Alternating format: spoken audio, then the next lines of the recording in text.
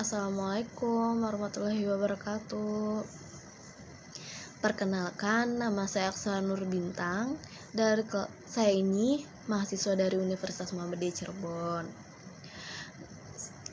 Saya ini kelas akuntansi non reguler 5A. Di sini saya akan menjelaskan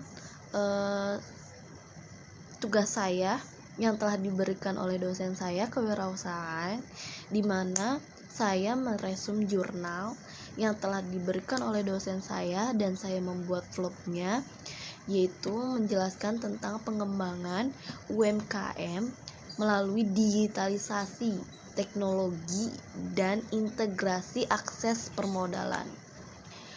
Usaha mikro kecil menengah ini memang memegang peran besar dalam peningkatan perekonomian Indonesia. UMKM ini dianggap sebagai salah satu cara yang efektif dalam pengentasan kemiskinan.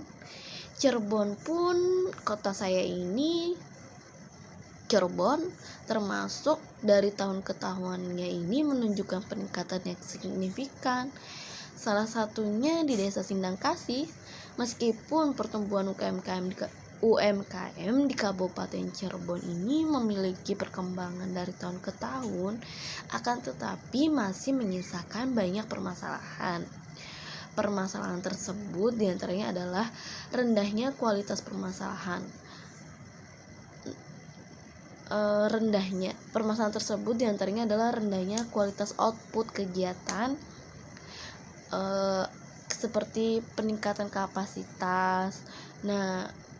Peningkatan kapasitas UMKM ini dalam hal digitalisasi pemasaran dan kemudahan akses permodalan. Fokus UMKM ini yang dibina di bidang makan. Hasil yang signifikan dapat terlihat dari 10 UMKM sudah dapat memasarkan produknya hingga keluar daerah.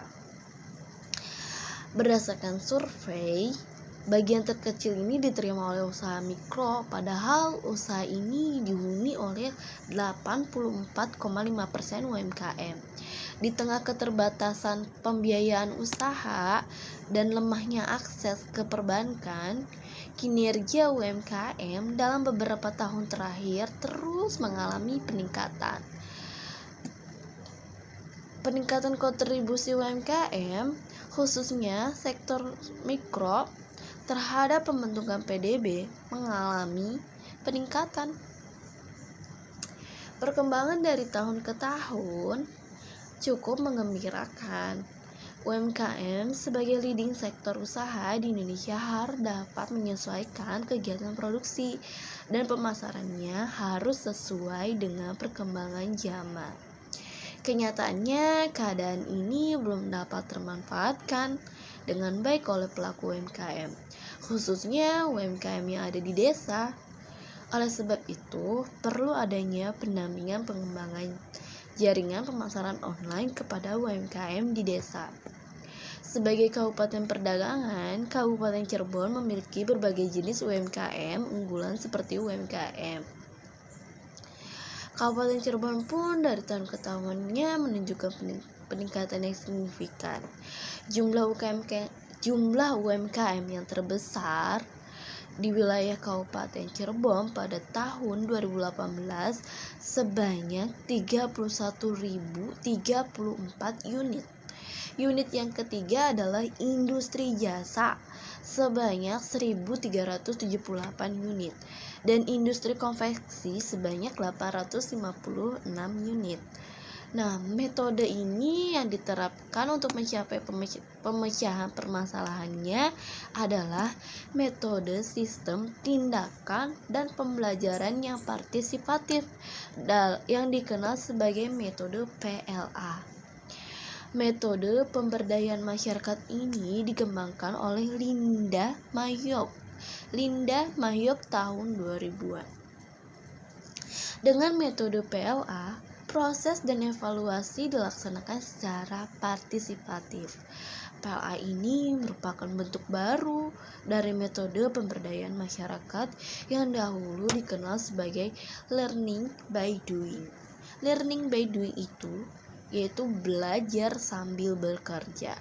Secara singkat, PLA merupakan metode pemberdayaan masyarakat yang terdiri dari proses belajar tentang suatu topik, pengolahan, pemeliharaan, dan lain sebagainya. Setelah itu diikuti aksi atau kegiatan real yang relevan dengan materi pemberdayaan masyarakat tersebut. Revolusi Industri 4, evaluasi program ini terhadap proses pelaksanaan dan outcome, evaluasi proses menggunakan metode evaluasi Snyder. Hasil dari pembahasan ini, kegiatan ini berhasil membuktikan motivasi pelaku UMKM untuk lebih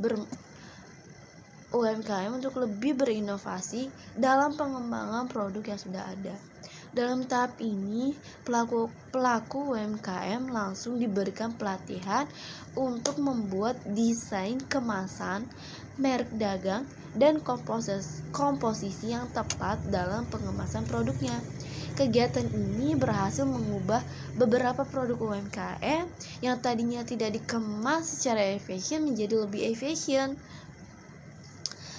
dan bernilai jual lebih tinggi, mulai menghitung biaya produksi, harga pokok produksi, biaya investasi, hingga laba yang diinginkan, sehingga mereka dapat membuat sebuah perencanaan bisnis yang baik, sehingga dapat menarik investor atau debitur untuk memberikan modal kepada pengembangan usaha yang mereka jalani saat ini.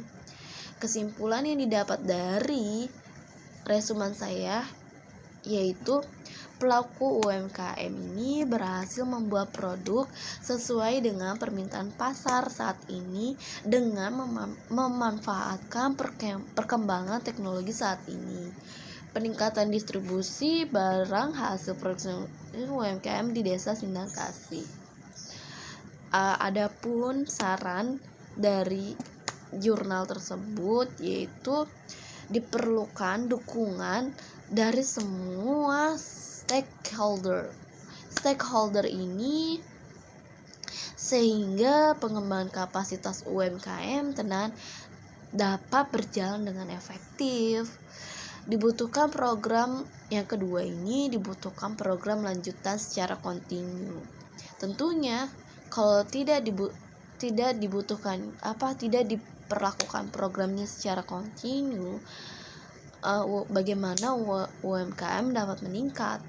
Sedangkan UMKM butuh program lanjutan secara kontinu sehingga mengarah pada peningkatan kapasitas UMKM tenan baik dalam bentuk peralatan maupun akses permodalan serta fasilitasi promosi melalui pameran tingkat kabupaten, provinsi, ataupun maupun nasional. Nah, yang ketiga ini sarannya perlu dihasilkan program pengembangan UMKM. Perlu dihasilkan program pengembangan UMKM tenan melalui teknologi informasi dengan didukung oleh e-marketing berbasis web. Cukup sekian vlog dari saya mengenai UMKM, digitalisasi teknologi serta integrasi permodalan. Wassalamualaikum warahmatullahi wabarakatuh.